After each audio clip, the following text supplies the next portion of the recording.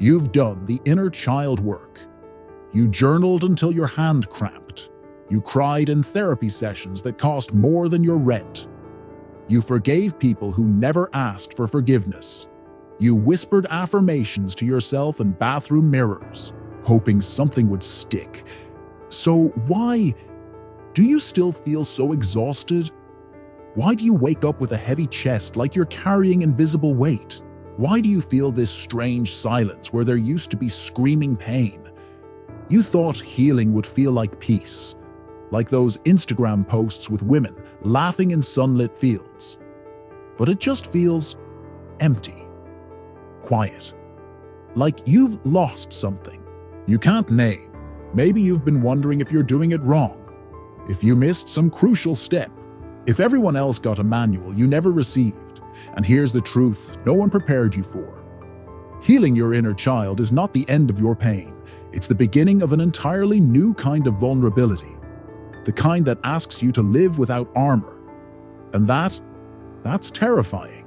Carl Jung wrote, "There is no coming to consciousness without pain, but what happens after the pain? What happens when the wounds are acknowledged, when the shadows are brought to light, when the inner child is finally heard, seen, validated? What happens when the crisis you've been responding to your entire life finally ends?" For many of us, there's a wave of exhaustion that follows. Not because you failed at healing, not because you're broken beyond repair, not because you didn't do enough work or buy enough crystals or attend enough workshops, but because your nervous system is no longer running on survival. And for the first time in your life, maybe since childhood, there is no immediate crisis to respond to, no approval to desperately chase, no mask to frantically hold up, no performance to maintain. So you feel tired, bone deep, soul tired, the kind of tired that sleep doesn't fix. Not because you're broken, but because you've never known how to live without the armor. Think about it. You spent decades, maybe your entire conscious life, learning how to survive emotional chaos. Your body became an expert at stress responses, at reading micro-expressions for signs of danger, at preparing for rejection before it could surprise you. Your mind mastered the art of anticipating abandonment, criticism, dismissal. You learned to scan every room for exits. You learned to make yourself smaller to avoid taking up too much space. You learned to give more than you received, to ensure you wouldn't be left. You learned to be useful, helpful, accommodating, anything but a burden. But no one ever taught you how to rest in safety. No one ever taught you what to do with your energy when it's not being channeled into survival strategies. So when healing creates space where trauma used to live, your system doesn't know what to do with that space. It feels foreign, almost dangerous. Your body keeps waiting for the other shoe to drop, for the familiar chaos to return, because at least chaos felt normal. Jung understood this phenomenon deeply. He called it the transcendent function, the mysterious psychological process where opposing forces within us, the conscious and unconscious, the wounded and the healed, the fearful and the hopeful, create something entirely new. But before the new emerges, there's always a period of disorientation, of not knowing, of floating in liminal space, a pause between who you were and who you're becoming. This is what therapists don't always tell you. Healing doesn't happen in a straight line. It doesn't feel like ascending a mountain where each step takes you higher. Sometimes it feels like being in a washing machine, tumbled and disoriented, not sure which way is up. Sometimes it feels like mourning. You're grieving the version of yourself who knew how to function in dysfunction. You're saying goodbye to the part of you that was so good at crisis, so efficient in emergency mode, so skilled at making the best of terrible situations. If you're feeling this right now, this strange tiredness after breakthrough, this confusion about why peace doesn't feel peaceful, pause here and take a breath. You're not alone in this space. You're not doing anything wrong. Most of us built our entire identity around pain, not consciously, not deliberately. But survival has a way of becoming your entire personality when you're just trying to make it through. We became the strong one, the fixer, the one who kept everyone else together while falling apart inside. We became the helper, the giver, the one who could handle anything. We ran on fight or flight for so long that calm felt unfamiliar, even threatening. When your nervous system has been in survival mode for years or decades, it starts to feel like home. Chaos becomes your native language. Drama becomes the rhythm you know how to dance to. Crisis becomes the state where you feel most competent, most needed, most alive. Let me tell you about Sarah. She's 32, works in marketing for a tech startup, and spent 2 years in therapy working through childhood emotional neglect. Her parents weren't abusive, exactly. They were just absent. Physically present but emotionally unavailable, lost in their own unhealed trauma and endless cycles of work and worry. Sarah learned early that love was something you earned through achievement, through being easy, through taking care of everyone else's feelings before your own.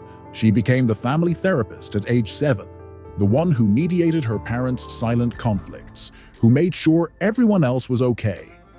By the time she reached adulthood, helping others felt like breathing.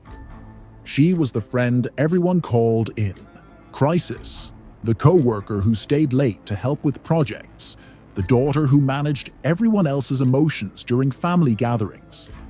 After months of inner child work, therapy sessions that felt like archaeological digs through layers of old pain, she expected to feel lighter. She expected relief, gratitude, maybe even joy. Instead, she felt hollow. "I kept waiting for the relief," she told me over coffee, stirring her latte absently. "I kept waiting to feel grateful and peaceful, like all those stories you read online. But I just felt nothing. Like I was floating in space with no gravity, no direction. Like someone had removed the engine from my car, and I was just coasting." She paused, looking out the window at people walking past with apparent purpose, apparent direction. The weirdest part was that I missed the drama. I actually missed feeling needed all the time, even though it was exhausting. At least when I was in crisis mode, I knew who I was. I was the helper, the strong one. Now I didn't know what I was supposed to do with myself. Sarah wasn't depressed. She was unpatterned. When you start healing, it's not uncommon to feel disoriented, disconnected, demotivated. You wonder, what's wrong with me? I should feel better. I should be grateful. I did the work. But you're not backsliding. You're stepping out of old grooves, and your body doesn't yet know the rhythm of rest. Your mind doesn't yet know how to exist without a problem to solve. Jung taught that the psyche is an ecosystem. Every part, even the painful parts, serves a function. When you remove a dominant pattern, even one rooted in trauma, the entire system must reorganize. Think of it like this. Imagine you've lived your whole life in a house with broken windows. Winter after winter, you learn to live with the constant draft, the noise from outside, the way the curtains never stop moving. Your body adapts. You wear sweaters indoors. You learn to speak louder. You develop strategies for the cold. Then one day, someone finally fixes the windows. Suddenly it's quiet, still. The house feels different, not just better, but foreign. And instead of relief, you feel strange. The silence you thought you wanted feels eerie. You miss the familiar chaos because at least you knew how to navigate it. You knew how to dress for perpetual winter. You don't know how to live in this new climate. This is what Jung meant when he talked about the shadow. Not just the dark parts we reject, but the entire structure of who we thought we had to be. The shadow includes our survival strategies, our coping mechanisms, even our wounds. When we heal, we're not just letting go of pain. We're letting go of an entire identity built around that pain, and that reorganization, it feels like collapse. Before it feels like rebirth, the disorientation is actually a sign that something profound is happening. You're not just healing old wounds. You're reorganizing your entire sense of self. You're learning to exist as someone who doesn't need trauma to feel important, crisis to feel alive, or chaos to feel at home. What part of your old survival self are you still secretly attached to? What familiar chaos do you sometimes miss? What identity built around pain are you afraid to let go of? There's no shame in missing the old version of yourself, even if that version was built around survival. That version got you here. That version was resourceful, resilient, incredibly strong. Honor that part of yourself while also recognizing that you don't need to live there anymore. Here's the brutal truth that no one puts in self-help books, the truth that doesn't sell workshops or inspire Instagram posts. You spent your entire life learning how to survive, but no one ever taught you how to actually live. You healed the inner child, processed the trauma, set the boundaries, learned to speak your truth. You did all the things the books told you to do, but you never asked the deeper question, the question that sits at the heart of true healing. Now that I'm no longer performing for love, who am I really? You gave up the overachieving. You let go of perfectionism. You stopped shrinking yourself to fit into other people's expectations. You stopped apologizing for existing, stopped making yourself smaller, stopped carrying other people's emotions like they were your responsibility. And now there's a gap, a vast, echoing space between who you were and who you're becoming. That gap isn't failure. It's sacred ground. It's the space where your real self starts to emerge, slowly, awkwardly, without applause or recognition or external validation. Carl Jung wrote, "The privilege of a lifetime is to become who you truly are." But becoming you, the you without the survival scripts, the you without the performance masks, the you without the need to earn love through usefulness, takes time. And yes, it will feel like nothingness at first, because your nervous system has never known safety without tension. Your identity has never existed without crisis to define itself against. Let me tell you more about Marcus. He spent his 20s climbing corporate ladders, chasing achievements that felt empty, but gave him structure, purpose, a clear metric for worth. He was good at his job. Great, actually. Project management came naturally to someone who'd spent his childhood managing his alcoholic father's emotions and his mother's anxiety. But after therapy, after inner child work, after finally understanding that his worth wasn't tied to his productivity, he made the decision everyone told him would be brave. He quit his six-figure job to pursue art. 6 months later, sitting in his studio apartment surrounded by half-finished canvases, he was miserable. Not because art wasn't fulfilling, it was, but because he'd never learned how to exist without external validation. The freedom he thought he wanted felt like drowning in an ocean with no shoreline. I realized I didn't know who I was when I wasn't trying to impress someone, he told me, paint still under his fingernails from a morning spent wrestling with a canvas that wouldn't cooperate. I'd spent so long being who I thought I needed to be that I'd never actually met my real self. When I was achieving, I felt terrible, but at least I felt something. There was always the next goal, the next promotion, the next thing to prove. Without that structure, I felt like I was just floating. Marcus had uncovered what Jung called the provisional life, the way we live when we're constantly preparing for our real life to begin, when we're constantly becoming who we think we should be instead of discovering who we actually are. This is what Jung called Individuation, the process of becoming who you actually are, separate from the roles you've played, the masks you've worn, the versions of yourself you've constructed to survive. But individuation isn't a destination you arrive at after enough therapy sessions or spiritual retreats. It's a continuous unfolding, a lifelong process of meeting yourself again and again. And it requires you to sit with the profound discomfort of not knowing who you are when you're not fixing someone else's life, not knowing what you want when you're not avoiding what you fear, not knowing how to be when you're not becoming something else, not knowing what your voice sounds like when you're not performing for an audience, not knowing what brings you joy when you're not seeking approval, not knowing what you're passionate about when you're not running from pain. Jung called this state nigredo, the alchemical term for the blackening, the dark phase of transformation, where everything must break down before it can be rebuilt. In medieval alchemy, nigredo was the necessary first stage of turning base metals into gold. In psychological terms, nigredo is the space where your old self dies before your new self is born. It's the void between identities. It's the place where you stop being who you were, but haven't yet become who you're meant to be. And yes, it's uncomfortable. It's disorienting. It's exhausting. But that unknowing, it's not a problem to solve. It's a doorway to walk through, because on the other side of not knowing who you are is the possibility of discovering who you actually are.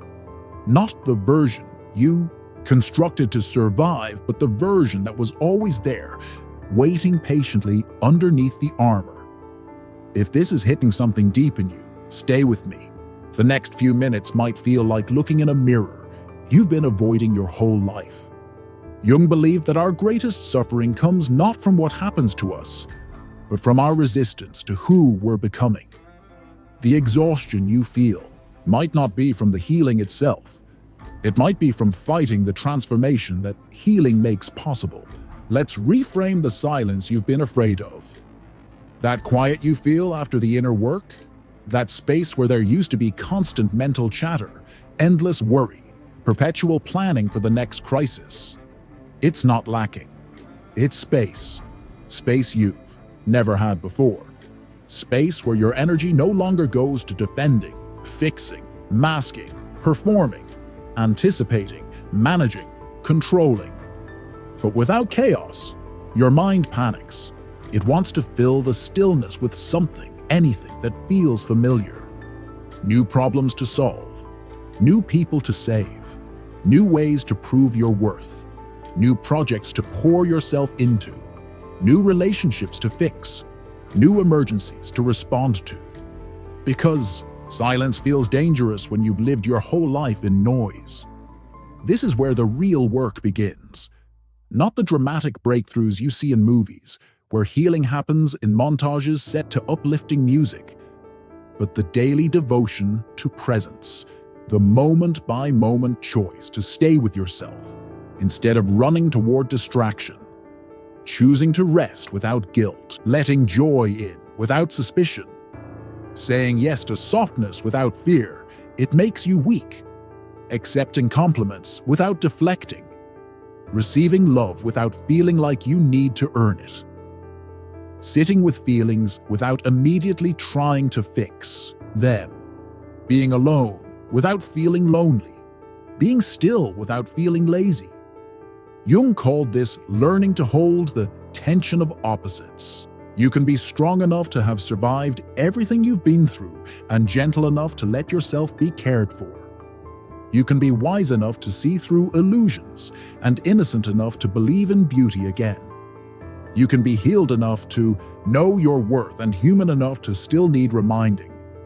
You can be independent enough to take care of yourself and vulnerable enough to need others. You can be successful enough to provide for yourself and soft enough to let others provide for you. These aren't contradictions.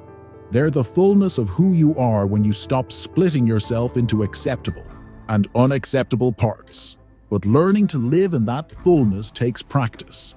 It takes patience with yourself as you learn new rhythms, new ways of being, new definitions of productivity and worth. What does rest look like when you're not recovering from crisis? What does motivation feel like when it's not fueled by fear or inadequacy? What does love feel like when you're not earning it through performance? What does success look like when it's not built on the foundation of proving you're worthy? What does a day look like when you're not running from yourself? These are the questions that exhaustion is asking you to explore. You're not tired because you're doing something wrong. You're tired because you're finally doing something real. You're learning to live in a nervous system that doesn't need to be hypervigilant. You're practicing being in a body that's allowed to feel safe. You're discovering what it feels like to exist without armor, without emergency mode, without the constant low-level anxiety that something terrible is about to happen.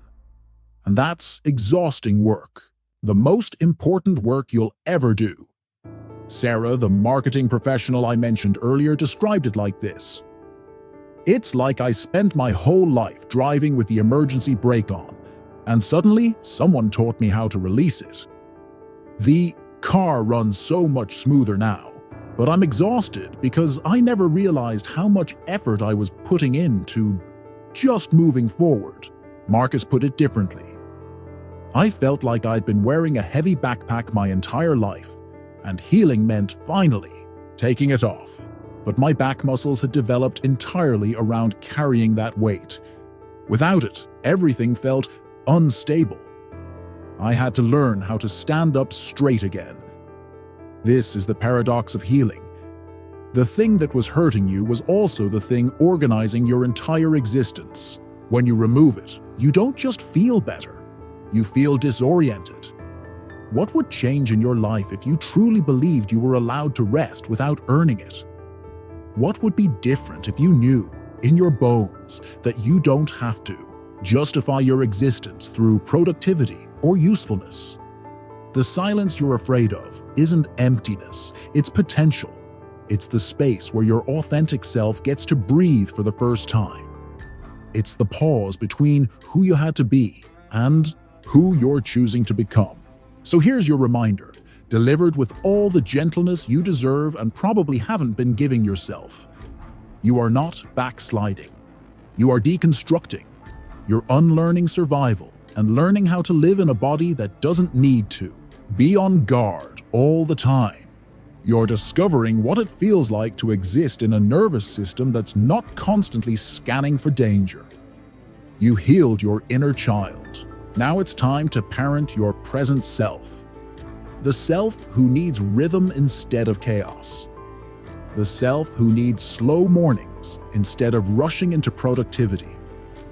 The self who doesn't need to chase love because they finally feel worthy of receiving it. The self who can say no without a lengthy explanation. The self who can ask for help without feeling like a burden.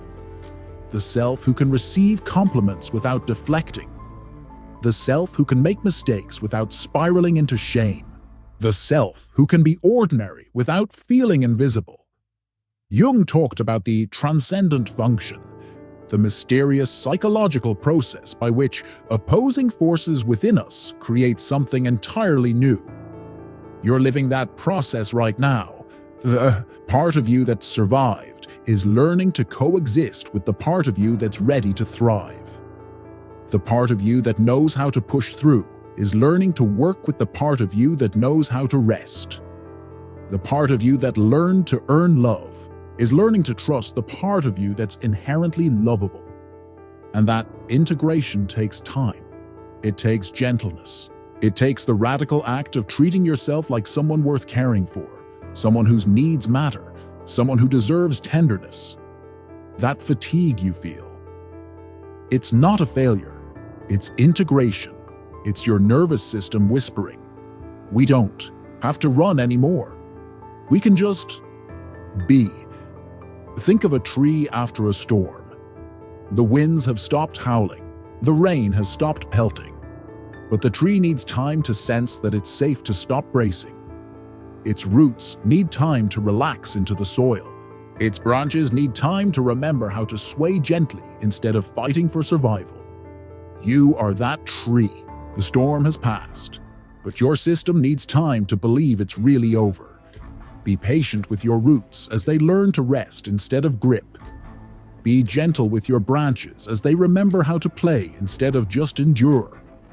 Be tender with your trunk as it learns to stand without armor, to be strong but not rigid. This tiredness isn't depression. It's your body's way of saying, finally, we can exhale. Remember Marcus? 6 months after that conversation in his studio, I saw him again. He looked different, not dramatically, but something in his shoulders had softened. The constant tension around his eyes had eased. I'm still figuring it out, he told me. But I've stopped trying to figure it out so fast. I've stopped treating rest like laziness and uncertainty like failure. I'm learning to live like someone who doesn't have to prove their worth every day.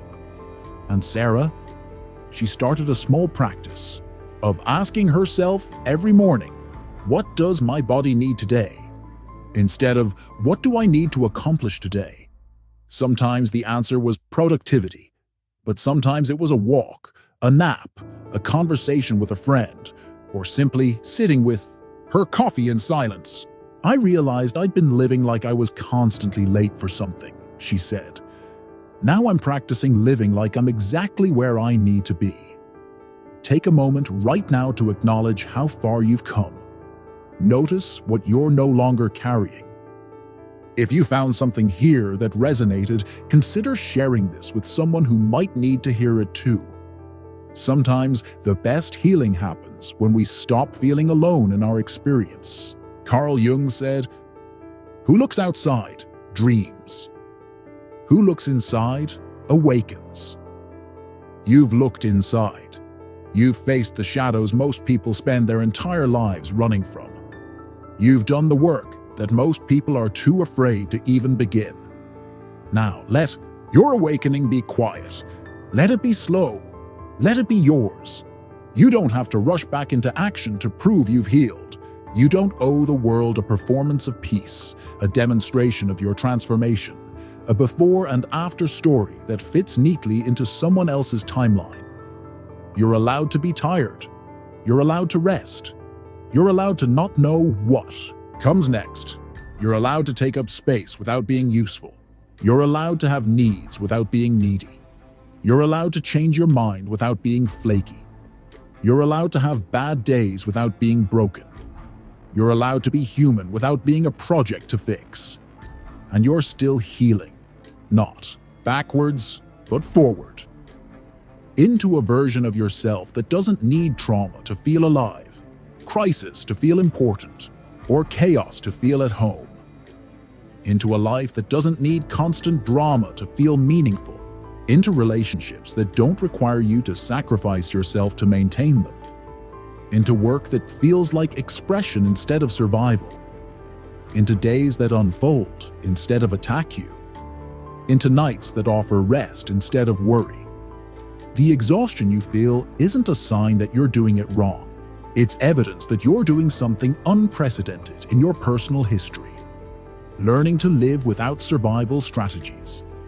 Learning to exist as yourself, not as a reaction to what happened to you. Learning to love a life that's gentle instead of dramatic. Learning to trust a world that doesn't require your vigilance to stay safe. That's revolutionary work. That's sacred work. And yes, it's exhausting work. But it's also the work that leads home. Home to yourself.